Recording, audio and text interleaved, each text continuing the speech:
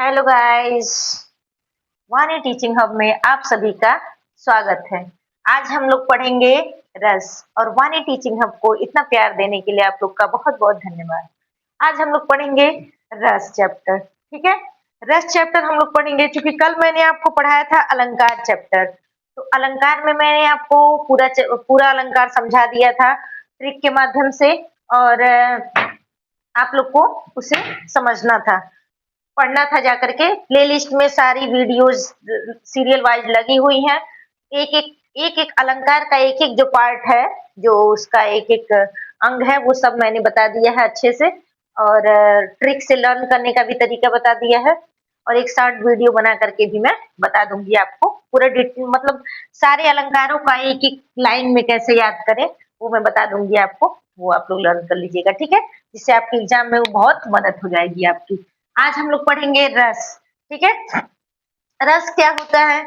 जब भी हम कोई भी नाटक, या पहले पहले के जमाने में नाटक होते थे, अब तो थिएटर में जाना पड़ता है नाटक के लिए। अब तो मतलब मूवी वगैरह जो देखते हैं हम लोग टीवी में, या थिएटर में जाके देखते हैं, या कोई तमाशा होते रहता है, या कोई भी डांस वगैरह जो भी हो, जिसे देख करके हमारे मन में क्या होता है, एक अलग प्रकार का भाव उत्पन्न होता है। जैसे हम नॉर्मल अपना काम कर रहे हैं और हमने कोई मूवी देखी या कोई सीन देखा, और उस मूवी में हमें कोई फाइटिंग का सीन दिखाई दिया। फाइटिंग का सीन दिखाई दिया तो हमारे मन में क्या होता है, अ, हमारे मन में वीरता का भाव उत्पन्न हो जाता है। जैसे हम देख रहे हैं मूवी, मूवी में हीरो फाइट कर रहा है और वो विलेन को मार रहा है, तो हमारे मन में क्या होता है, हमारे मन में एक वीरता का भाव आता है, एक उत्साह का भाव आता है। उस उत्साह के भाव को हम क्या करते हैं, महसूस करते हैं। जब हम मूवी में कभी नायक नायिका का मिलन देखते हैं तो हमारे मन में श्रृंगार रस उत्पन्न हो जाता है। जब हम किसी मूवी में कोई ऐसा मतलब दर्दनाक सीन देखते हैं तो हमें हमारे मन में क्या होती है, घृणा उत्पन्न हो जाती है। जैसे कोई गंदा मतलब जिसमें खून वगैरह ये सब दिखाई देता है तो हमारे मन में घृणा उत्पन्न हो जाती है। तो उस समय हमारे मन में विभत्स रस उत्पन्न होता है। अगर हम कोई कॉमेडी मूवी देखते हैं तो हमारे मन में क्या होता है, कपिल शर्मा शो देखते हैं तो हमारे मन में क्या आता है, हंसी का भाव आता है। ठीक है, तो कॉमेडी सीन देख करके हमारे मन में हंसी का भाव आया। तो जो अलग अलग प्रकार के दृश्य हमारे सामने आए, और उसी प्रकार के हमारे मनोभाव क्या होते गए, बदलते गए। ठीक है, जैसे जैसे भाव हमारे मन में आए, वैसे वैसे भाव क्या हुए, हमारे बदलते गए। हमारे मनोभाव जो थे वो चेंज होते गए। ठीक है, कैसे चेंज होते गए, क्योंकि हमने जो दृश्य देखा, जो हमने अपने आंखों के सामने देखा, जो कानों से सुना और जो महसूस किया, वो हमारे मन में वो भाव उत्पन्न होते गए। ठीक है, जिस भी प्रकार की चीजें हम देखते हैं या सुनते हैं तो हमारे मन में भाव उत्पन्न होते जाते हैं। किसी की मृत्यु का समाचार सुनते हैं तो हमारे मन में क्या हो जाता है, शोक उत्पन्न हो जाता है। कोई अगर ऐसी कोई अच्छी बात सुनते हैं किसी की सफलता के बारे में, तो हमारे मन में क्या होता है, खुशी का भाव उत्पन्न होता है। तो ये जो हमारे मन के भाव हैं, जो हर परिस्थिति के अनुसार क्या होते हैं, बदलते रहते हैं। ठीक है, तो हर परिस्थिति के अनुसार बदलते रहते हैं। ये जो इन्हीं भावों को जो हमारे मन में उठते हैं, इन्हीं को साहित्यिक भाषा में क्या कहते हैं, रस कहते हैं। और इसका शाब्दिक अर्थ होता है आनंद।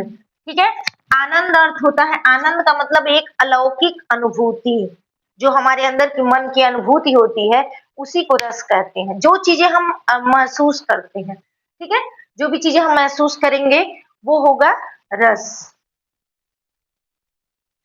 तो इसी अनुभूति को हम लोग क्या कहते हैं, रस कहते हैं। जो अनुभूति हमारे मन में क्या होती है, उत्पन्न होती है। तो हम जो भी दृश्य देखेंगे उसी के अनुसार हमारे मन के भाव क्या होते हैं, बदलते जाते हैं। अगर हम किसी के साथ किसी मूवी में देख रहे हैं कि कोई विलेन जो है वो हीरो पे, या हीरो की फैमिली, या किसी ऐसे गरीब लाचार व्यक्ति को देखते हैं, तो उसके प्रति हमारे मन में क्या होती है, दया उत्पन्न हो जाती है। और जो वो लाचार व्यक्ति के साथ जो अन्याय करता है, उसके प्रति क्या होती है, उसके प्रति नफरत उत्पन्न हो जाती है। और कभी-कभी क्या होता है कि किसी की सफलता से कुछ लोग जलते हैं, तो जलने का जो भाव है वो ईर्ष्या के अंतर्गत आ जाता है। तो इसी प्रकार से क्या होता है, जो हमारे मन की अनुभूति होती है, उसी को साहित्यिक भाषा में रस कहते हैं। ठीक है? अब आप लोग समझ में आ गया कि जो भी हमारे मन में कोई दृश्य देखकर, कोई मूवी देखकर या कोई सीन देखकर हमारे मन में जो मनोभाव उत्पन्न हुए, उन्हीं को काव्य की भाषा में रस कहते हैं। और वैसे जो अनुभूति हुई उसे हम उसका अर्थ होता है आनंद। ठीक है? समझ में आ गया? तो रस की जो निष्पत्ति हुई थी, पहले के ज़माने में मूवी वगैरह नहीं थी, टीवी ये सब कुछ भी नहीं था, तो लोग क्या करते थे, मनोरंजन कैसे करते थे? या मनोरंजन के साथ-साथ ज्ञान भी देते थे, कैसे?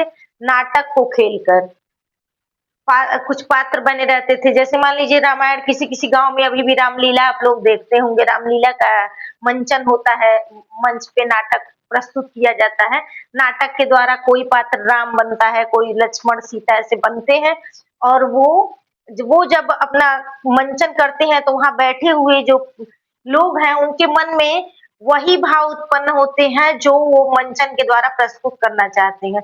उस समय वो जब भाव उत्पन्न होता है, जब वो आप उस सीन देखते हैं तो आपके मन में कोई चिंता, कोई फ़िक्र, कोई भी बाहरी ख़्याल नहीं आता है, क्योंकि आप एकदम उस दृश्य में एकदम रम जाते हैं। तो वही जो अलौकिक आनंद हमारे मन में उठता है, वही अलौकिक आनंद को साहित्य की भाषा में रस कहा जाता है। ठीक है? तो पहले नाटक के द्वारा सबसे पहले नाटक के द्वारा लोगों के मन में ये भाव उत्पन्न हुआ, या पहले क्या होता था कि लोग अपना मनोरंजन कैसे करते थे? नाटक के द्वारा करते थे। तो भरत मुनि एक आचार्य थे, जिन्होंने नाट्य शास्त्र की पुस्तक लिखी। तो सबसे पहले रस का जो वर्णन है, वो भरत मुनि ने किया है। और भरत मुनि ने एक पुस्तक लिखी थी नाट्य शास्त्र। उसी के अंतर्गत नाट्य शास्त्र में उन्होंने नाटक के बारे में बताया है कि नाटक कैसा होना चाहिए, कितने पात्र होने चाहिए, क्या पर्दे के पीछे कैसा व्यवस्था होना चाहिए, ये सब सारी चीजें, क्योंकि उस समय नाटक होता था, नाटक के द्वारा मनोरंजन किया जाता था। तो सारी चीजें इन्होंने अपनी पुस्तक नाट्य शास्त्र में लिखी हुई है। किसने? भरत मुनि ने। ठीक है? तो इनकी पुस्तक में सबसे पहले नाट्य शास्त्र की पुस्तक में रस शब्द का वर्णन मिलता है। ठीक है? और भरत मुनि ने नाट्य शास्त्र को 5वां वेद कहा है। ये आप लोग को एकदम कंठस्थ होना चाहिए, क्योंकि अगर एग्जाम में पूछता है कि 5वां वेद किसे कहा गया है, तो आप बताएंगे नाट्य शास्त्र। ठीक है? क्योंकि इसमें भरत मुनि ने सभी चीजों का वर्णन किया है, जैसे रस, अलंकार, ये सब चीजों का, सारी चीजों का उन्होंने वर्णन किया है। ठीक है? और उन्होंने 4 अलंकार माने हैं। भरत मुनि ने 4 अलंकार माने हैं। और 5वां वेद किसे कहा है? नाट्य शास्त्र को कहा है। नाट्य शास्त्र को क्या कहा है? 5वां वेद उन्होंने कहा है। आपको ये चीज याद होनी चाहिए कि 5वां वेद किसे कहा गया है? नाट्य शास्त्र को। 4 वेद है ना, ऋग्वेद, यजुर्वेद, सामवेद और अथर्ववेद। तो अथर्ववेद के बाद जो 5वां वेद है, उसे नाट्य शास्त्र को उन्होंने कहा है। ठीक है? उन्होंने अपने उसमें जो नाट्य शास्त्र है पुस्तक में, उसमें जो मन के भावों की संख्या कितनी बताई है? 49 बताई है। 49 के अंतर्गत कौन-कौन से आते हैं, ये आगे मैं आपको बताऊंगी। तो भावों की संख्या उन्होंने कितना बताया है? 49 बताया है। ठीक है? उसके बाद अलंकारों की संख्या कितनी बताई है? अलंकार उन्होंने 4 बताए हैं। ठीक है? अलंकार उन्होंने 4 बताए हैं। उसके बाद गुणों की संख्या कितनी बताई है? गुण कितना बताया है? 10। दोष कितना बताया है? दोष भी 10 ही बताया है। ठीक है? तो ये चीजें आप अपने मन में एकदम कंठस्थ रखेंगे, ये तो आप कतई नहीं भूल सकते, क्योंकि एग्जाम में इससे रिलेटेड बहुत सारे क्वेश्चंस आते हैं। ठीक है? तो ये आपके एग्जाम के लिए है, इसलिए मैंने शॉर्ट में लिख दिया है, ये आप याद रखेंगे। अब बताएंगे कि कौन-कौन से अलंकार उन्होंने कौन-कौन से अलंकारों को उन्होंने मान्यता दी है। ठीक है? अलंकार में कौन-कौन सी मान्यता दी है, भाव कितने हैं, कौन-कौन से गुण, कौन-कौन से माने हैं, दोष कौन-कौन से माने, ये सारी चीजें मैं आपको बताऊंगी। कोई भी चीजें छोड़ेंगे नहीं। जो आपको लगता है कि ये चीज छूट गई है और आपको समझ में नहीं आया है, तो आप कमेंट बॉक्स में वो बता सकते हैं, मैं आपको वो भी एक्सप्लेन करके समझा दूंगी, ठीक है। तो काव्य में अभी तक मैंने बता दिया कि कोई मूवी आप देखते हैं तो उसमें जिस प्रकार के भाव दिखाए जाते हैं वही भाव आपके मन में एग्जैक्ट उत्पन्न होते हैं, उसी को काव्य साहित्य की भाषा में रस कहते हैं। एक लाइन में समझ लीजिए कि जब भी आप कोई मूवी देखते हैं, मूवी के थ्रू आपको समझा रहे हैं, जैसे जब भी आप कोई मूवी देखते हैं तो आपके मन में उस मूवी के अकॉर्डिंग ही भाव उत्पन्न होते हैं। जहाँ दुख रहेगा वहां आप भी दुखी हो जाएंगे, जहाँ खुशी रहेगा वहां आप भी खुश हो जाएंगे। फाइटिंग के सीन में आपको उत्साह आ जाता है, उत्साह का भाव, वीरता का भाव आ जाता है। दुख के समय आप दुखी हो जाते हैं और जिस प्रकार का भी भाव उसमें उत्पन्न होता है वो भाव आपके अंदर आ जाता है, आपके मन में वो भाव उत्पन्न होने लगते हैं, ठीक है। तो जो मन में भाव आपके उत्पन्न होते हैं उसी को क्या कहेंगे, रस कहेंगे। इसको आप साहित्य की भाषा में क्या कहेंगे, काव्य, नाटक या कहानी को पढ़ने, सुनने या देखने से। कोई भी कहानी पढ़ रहे हैं तो कहानी में आप इतना खो जाते हैं कि आप उसका एक कैरेक्टर बन जाते हैं।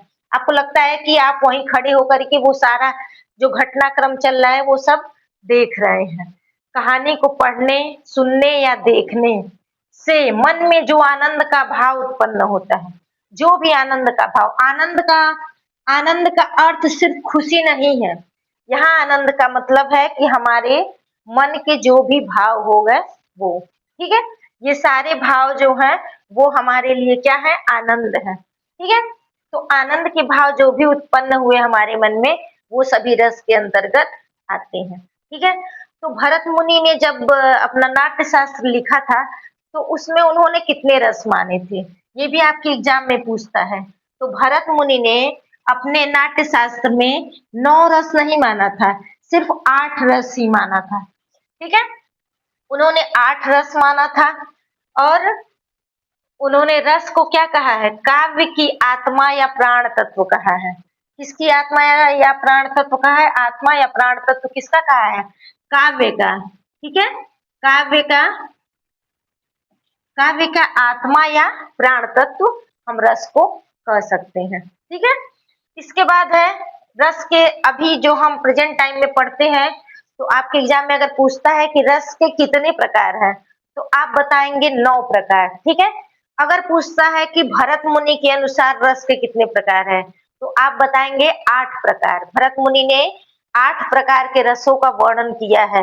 कौन से रस का वर्णन नहीं किया है, तो शांत रस का वर्णन उन्होंने नहीं किया है, क्योंकि नाटक में शांत रस नहीं हो सकता।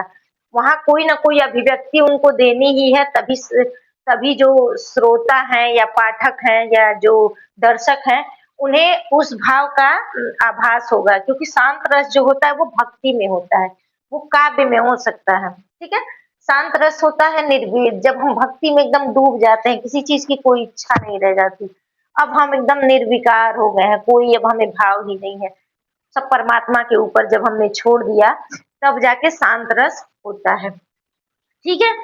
तो रसों के जो मुख्य प्रकार हैं 9 हैं। भरत मुनि के अनुसार पूछेगा तो 8 रस बताएंगे।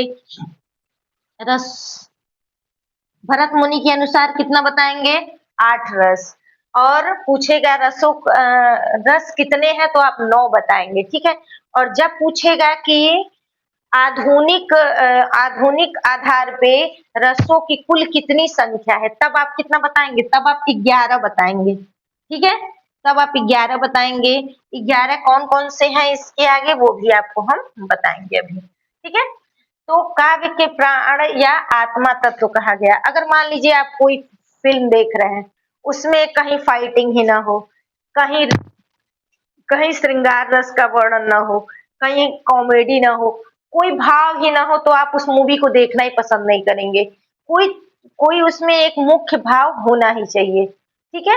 तभी वो मूवी आपको मतलब आनंद की प्राप्ति करा सकती है। तो इसीलिए काव्य जो वो भाव था, जो हमारे मन का भाव है, जो उत्पन्न हुआ हमने देख करके हमारे मन में उत्पन्न हुआ, तो इसीलिए उसे आत्मा या प्राण कहा जाता है काव्य का, ठीक है। तो समझ में आया आपके। अब आप बताएंगे 5 जो 9 रस हैं उनके बारे में समझिए। पहला रस है श्रृंगार रस, ठीक है। श्रृंगार रस जहाँ नायक नायिका के मिलने का या बिछड़ने का या प्रेम का वर्णन होता है, जहाँ भी प्रेम का वर्णन होगा या उनके मिलने या नायक नायिका के मिलने का वर्णन हो या उनके दूर रहने पे बिछड़ने का जो दुख है उसका वर्णन हो, तो उसमें क्या होता है श्रृंगार रस होता है दोनों में, ठीक है। अगर मिले तो भी श्रृंगार रस है और बिछड़े हुए हैं तो भी श्रृंगार रस है, ठीक है। बिछड़ के एक दूसरे को याद कर रहे हैं तो वो भी श्रृंगार रस में आता है, ठीक है। उसके बाद है आप जब कोई कॉमेडी कॉमेडी मूवी देखते हैं जिसमें आपको देख करके या सुन करके हंसी आती है कि ऐसी कुछ ऊट पटांग हरकतें करते हैं या ऊट पटांग कुछ बातें करते हैं जिस जो कि सामान्य बोलचाल से अलग है, तो आपको उस पे क्या होती है हंसी आती है, तो उसको कहते हैं हास्य रस, ठीक है। उसके बाद क्या है, जब किसी दृश्य को देख करके कोई शोक में है या कोई किसी के परिवार का कोई सदस्य जिसका देहांत हो गया है या कोई कुछ ऐसी अनहोनी हो गई है जिसकी वजह से उनकी कुछ हानि हो गई, तो इसमें क्या होता है करुण रस होता है, ठीक है। करुण रस होता है इसमें, इसमें रोने का दृश्य रहता है, रोते हैं। उसके बाद होता है वीर रस। वीर रस में क्या होता है वीरता पूर्ण वर्णन होता है। जब जब दो योद्धा आपस में युद्ध करते हैं या विलेन को हीरो मारता है, उस सीन में क्या होता है वीर रस होता है, ठीक है। वीरता पूर्ण वर्णन होता है, ठीक है। तो वहां क्या हो गया वीर रस, जहाँ फाइटिंग का सीन होगा वहां वीर रस हो जाता है। किसी बात पे अगर क्रोध आ गया, ठीक है, किसी व्यक्ति के अंदर क्रोध आ गया, क्रोध किसी बात पे जो उसके मन का नहीं हुआ कोई कार्य या उसको किसी ने अपमानित कर दिया, ऐसा कोई भाव आए तो वहां पे रौद्र रस होता है। रौद्र का अर्थ होता है क्रोध, क्रोध आ जाना, ठीक है। उसके बाद कोई भयानक दृश्य आपने देख लिया, कोई डेंजरस आपने एनिमल देख लिया, कोई जानवर देख लिया डेंजरस, या आपने कोई डेंजरस सीन देख लिया, पूरा घर में एकदम अंधेरा है और आपने कोई ऐसा दृश्य देख लिया जिसमें आपको लगे कि मेरे आसपास भूत है क्या, या ऐसा कुछ देख लिया जिसमें आपको डर लगे, ठीक है। आपके मन में डर का भाव उत्पन्न हो जाए कि लग रहा है मेरे आसपास कोई है जिस जो, या आप चलते जा रहे हैं आपको धीरे से आपके पीठ पर किसी ने हाथ रख दिया, तो वो डरावना सीन आप डर जाएंगे ऐसे, तो वो जो डर का भाव आपके मन में आया उसी को कहते हैं भयानक, ठीक है। अर्थात भय का भाव हो, ठीक है। कोई कोई डर्टी चीज आपने देख ली, कोई गंदी चीज देख ली जिसमें कि खून बह रहा हो और मांस के चिथड़े इधर उधर फैले हुए हों, ऐसे मतलब बेकार चीज देख ली आपने जिसको देख के आपके मन में घृणा उत्पन्न हो, जैसे घृणा आ जाए मन में कि यहाँ से चल अब रहने की जरूरत नहीं है, तो ऐसे जगह पे क्या होता है विभत्स रस होता है, ठीक है। ऐसे जगह पे विभत्स रस होगा। फिर आपने ऐसी कोई चीज देख ली जो कि आश्चर्य उत्पन्न हो जाए कि अरे ये कैसे हो सकता है, ऐसा भी हो सकता है क्या, अरे वाह, कोई आश्चर्यजनक चीज आपने देख ली तो आपकी आंखें क्या होती बड़ी बड़ी हो जाती हैं। फिर उस आश्चर्य के सीन को क्या कहते हैं अद्भुत रस, ठीक है। अद्भुत अद्भुत देखते हैं। फिर क्या होता है जब आपके मन में ईश्वर के प्रति एकदम आस्था उत्पन्न हो जाए और आपको लगे कि ये सारी जो संसार है ये माया जाल है, इसमें पड़ने की कोई जरूरत नहीं है, ये चीज नहीं अच्छा है, बस अब शांत मन से प्रभु में लीन हो जाना, अब मुझे कोई सांसारिक कोई इच्छा नहीं रह गई है। जब मन आपका एकदम शांत हो जाए, सारी इच्छाएं आपकी खत्म हो जाए, बस प्रभु में लीन हो जाइए, वहां क्या होता है शांत रस होता है, ठीक है। इतना आपको समझ में आ गया, एकदम डीपली आपने समझ लिया कि जो हमारे मन के भाव किसी दृश्य को देखकर या किसी मूवी को देखकर जो हमारे मन में भाव उत्पन्न होते हैं उसे कहते हैं रस। और साहित्यिक भाषा में क्या होता है काव्य नाटक या कहानी को पढ़ने सुनने या देखने से मन में जो आनंद का भाव उत्पन्न होता है उसी को कहते हैं रस। रस के प्रणेता आचार्य हैं भरत मुनि, इनकी रचना है नाट्य शास्त्र। उन्होंने कौन सी रचना लिखी है नाट्य शास्त्र लिखा है। और नाट्य शास्त्र को पांचवा वेद कहा जाता है, ठीक है। अर्थ इसका हो गया, रस का अर्थ होता है आनंद। आत्मा काव्य की आत्मा या प्राण तत्व क्या होता है? रस होता है। ठीक है, रस जो होता है वो काव्य का प्राण तत्व या आत्मा होता है। ठीक है, आत्मा निकल गई, काव्य का कोई मतलब नहीं, शरीर का कोई मतलब नहीं रह जाता। वैसे ही किसी किसी भी काव्य में अगर उसको पढ़ने के बाद किसी रस की अनुभूति ना हो, तो उस काव्य में भी समझ लो प्राण नहीं है, वो शरीर मात्र है, उसका कोई मतलब नहीं है। ठीक है, अब आपने जाना कि रस के कितने प्रकार होते हैं? 9 प्रकार होते हैं। अगर एग्जाम में पूछता है कि भरत मुनि ने कितने रस संख्या कितनी मानी है, तो 8 रस माने हैं। ठीक है, भरत मुनि ने बस 8 रस माने हैं। अब पूछेंगे कि कौन सा रस नहीं माना है, तो शांत रस को नहीं माना है उन्होंने। ठीक है, शांत रस को उन्होंने रस नहीं बताया था जब उन्होंने नाट्य शास्त्र लिखा था। उन्होंने बस 8 रसों को बताया है। ठीक है, और आपको हम आगे का बताते हैं। ठीक है,